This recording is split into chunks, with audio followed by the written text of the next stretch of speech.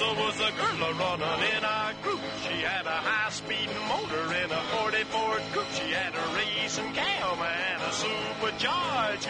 Look at Buddy, hot rod and large. She's a hot rod. She's a hot rod. I'm sure some of you union guys might have something to weigh in here on the next story I got to do. I have a story. I knew this was coming. We all know it. The guys are running back to Mexico to build cars because, again, it's been made cheaper to stick it to the American worker and go down there and build their cars and come up here and sell them to the American worker if he's got a job. So I'm not happy about this at all, but I'm going to do the story and we'll take it from there. I mean, you guys, it is what it is. Labor, there's three parts to this story. The headline reads, Labor Unions Lodge First USMCA Complaint Against Mexico Factory. The AFL-CIO, the largest U.S. labor union, is leading this. The largest U.S. labor union is leading a complaint over working conditions at an auto parts factory in Mexico. The first case to test whether enforcement provisions in a new trade agreement can help to improve working conditions. There's only one thing that's going to improve working conditions, and you and I both know what it is.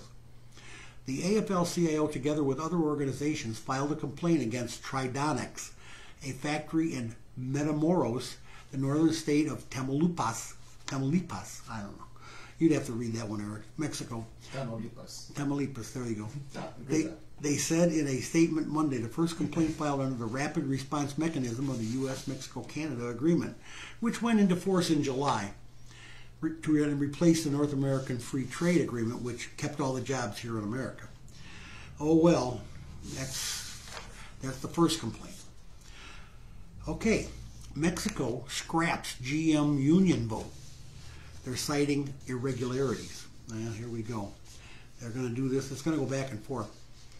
Mexico's labor ministry on Tuesday said it found serious irregularities in the union-led vote at the General Motors plant in the city of Silao and ordered the automakers union to rehold a vote within 30 days.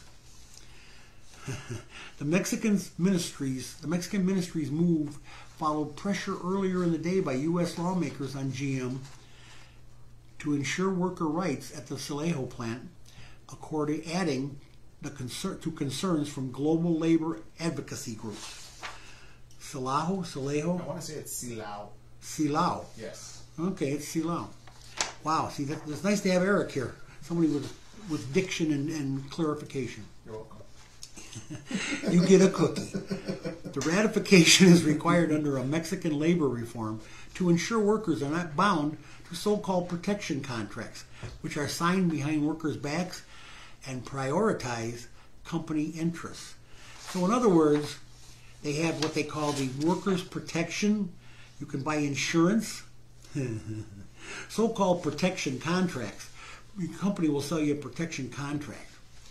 Yeah. And that they don't want this. That's not right. That's not right. Those people, they're not animals. They're men or women. They're working. Mexican union was losing the scrapped GM worker union vote. That's what the government says now. This government claims. Mexico City.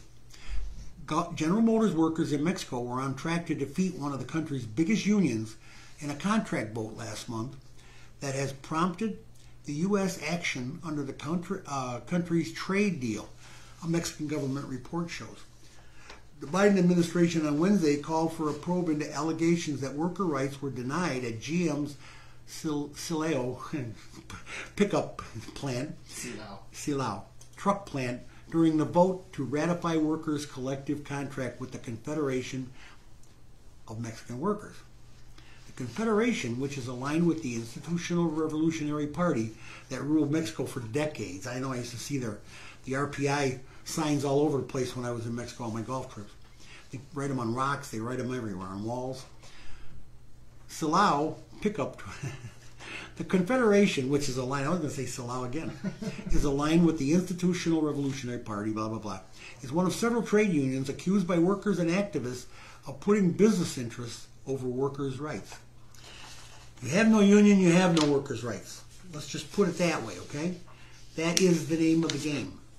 You have no workers' rights.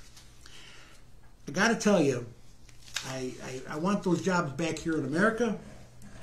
I want to see our men and women working. I want to see the cars that are bought here are made here. If they want to build cars in Mexico and Canada, I don't care if they build cars in Romania. Sell them there. Leave them there. Don't use people who work for a lot less. They work for pennies on the dollar. Don't use those people to make cheap cars to sell here for the big price. I'm against it. It's not right. And it was stopped for a while, and now it's back. Now it's back, and we're just, the fat cats that run the country are making a ton. Anyway, don't get me started, Eric. We got to talk about a very serious lawsuit. And it's a precedent that's been set. We'll just go over it right now. I'll start right now. This will take a couple segments, I'm sure. A very serious precedent has been set involving the auto and truck repair world that has pretty much been overlooked by the smaller independent shops, of which I'm one now, I admit. Full disclosure. Several years ago, in 2016, in a suburb of Seattle, Washington, Janice McKenzie had her car serviced at her local Meineke shop. You know Meineke, the muffler, whatever. They were mufflers, they're all repairs now. McKenzie was told that all looked well. Then she asked about her tires, and they told her they were okay.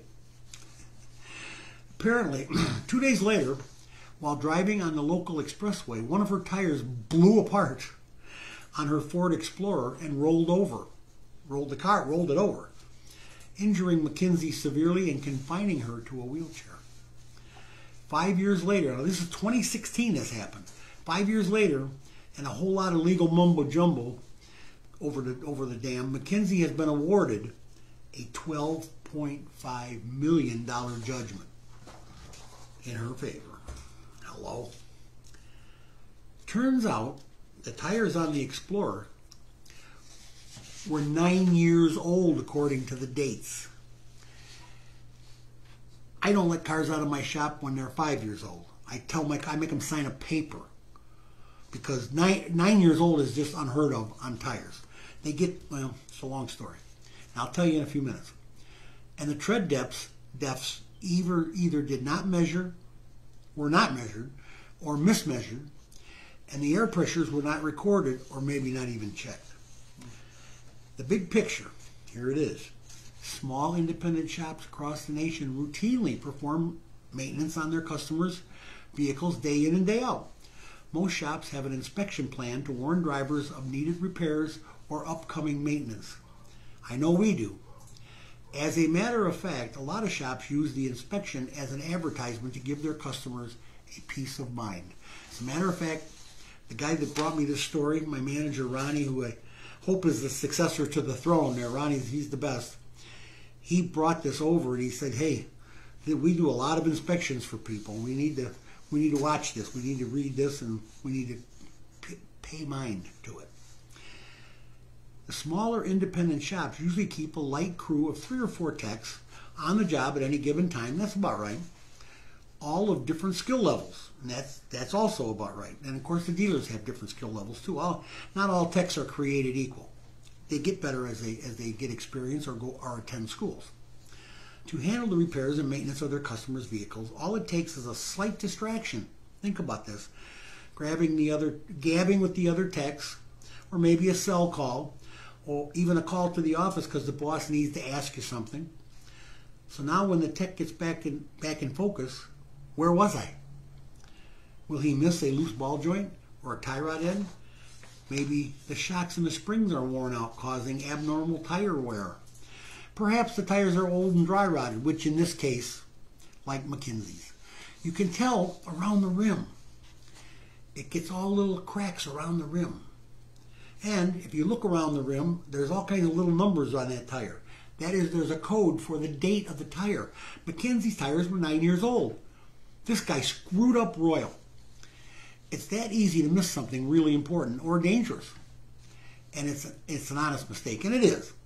But it can be a lethal mistake, like Mackenzie's almost was. She put in a wheelchair, may as well. The small shops don't have the kind of liability insurance that a large repair chain would carry, simply put.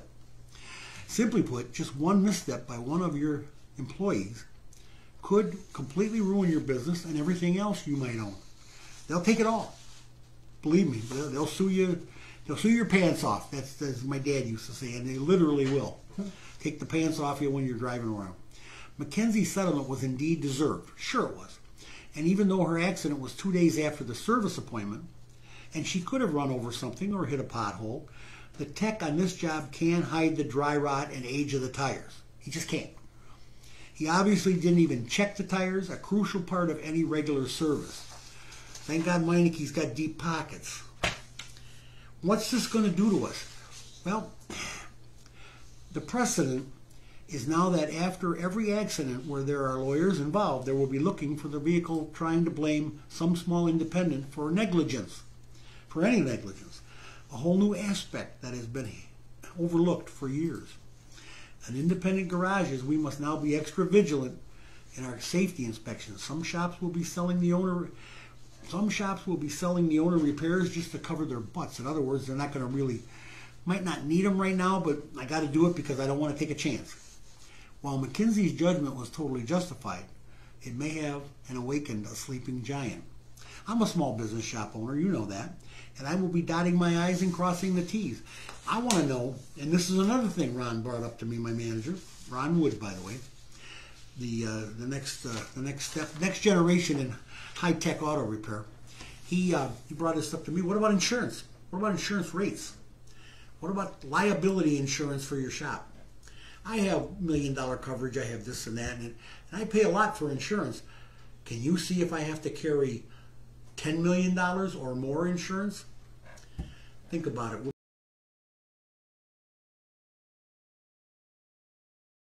We were talking about this insurance claim and this settlement, and I want to know, and I'm worried, and like I said before, my manager Ron, the heir to the throne apparent, I'm hoping that, and like he said, we're hoping that our insurance rates don't start going through the roof.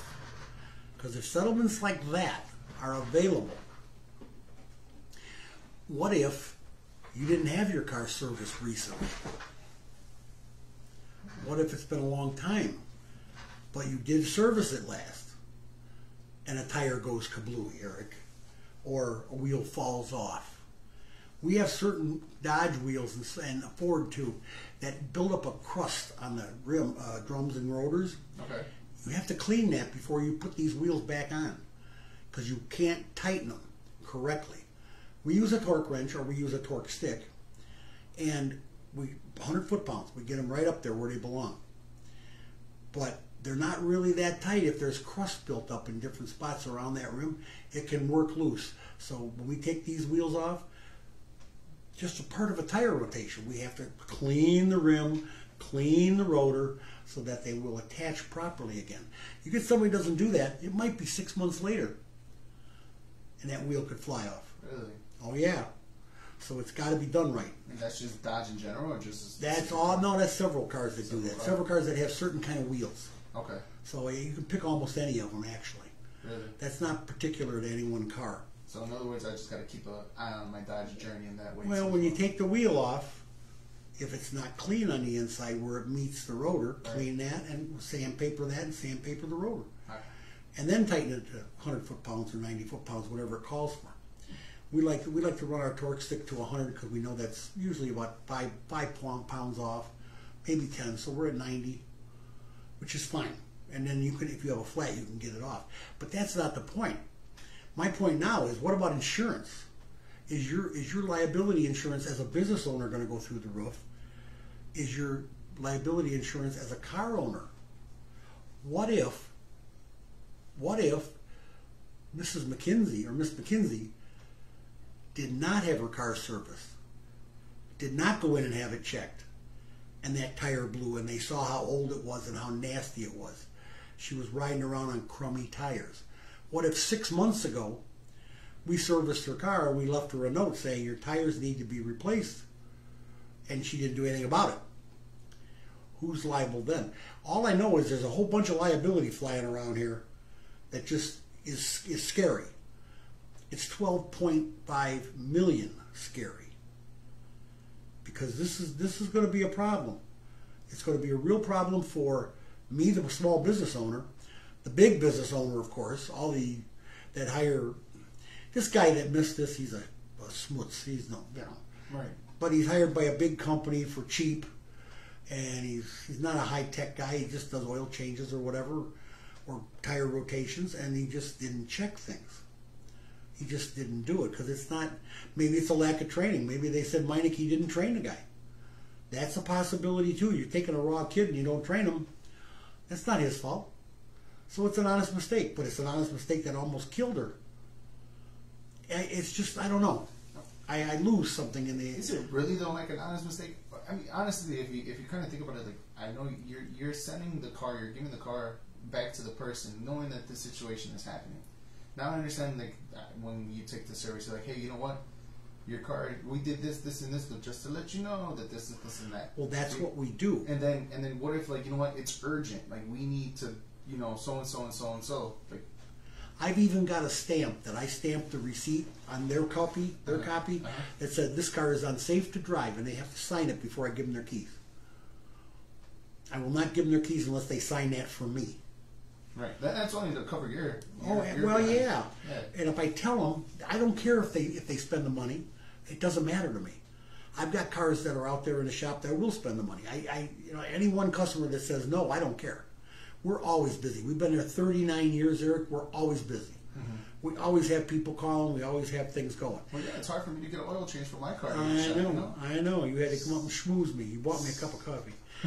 That'll cost you. Next time it'll be a beer. You come late enough. Late in the day.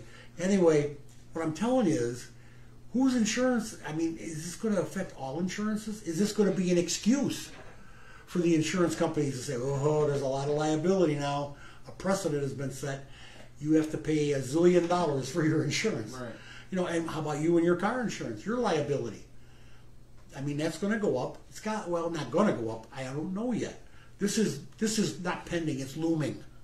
It's looming over us. Right. Is it going to come down hard? Is it going to crash us? We don't know. We just don't know yet, and we're not sure what's going to be the ramifications here, if any. But I know that somebody's corporate insurance has got to go up. I mean, there's a lot of big corporations out there that do car repairs and tire service, and you get a guy that doesn't do his job right or has not been trained right. And I got to throw that in there because I'm going to tell you, you come to work for me, I don't let you put a rack underneath a car until Ronnie or my other tech tell me you're okay, that you know how to do it. They trained you how to do it. You're not allowed to put a car in the air at my shop until you're trained. And that's the way it should be everywhere.